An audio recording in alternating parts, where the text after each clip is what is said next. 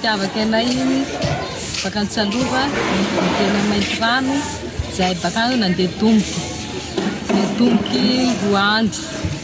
dia natory andala satria 120 km mialan'ny mainty rano Antsalova dia en plus le oenti-manana andehandesinay tsisy nefa fagnirianay maro zay te hiatry formation dia hoe niara-nidiniky zay hoe aleotsika miara mandeha tomboka dia ohatran'izay sy zay nahavy anay.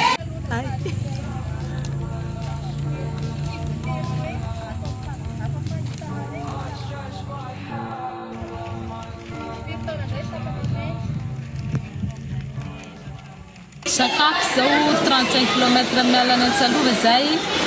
misy ketriky dia baka sakafo minday vatsy natao agnaty saky dia miala bakeo zay natory Atsongodava zany hoe tsy haiko hoe 80 km atao hoe 80 km mialana Antsalova natory Atsongodava zay dia Atsongodava moa koa lavitsy arabe dia tsy maintsy matory amin'izay place tokony azo atory Ambodikazo zao natorianay dia efa ilay nampiasainay teo natorianay eo dia zay samby nandafindafy lamboany zay dia vita dia amin'ny 2 maraindray mifoha koa lasa nandeha tomboka.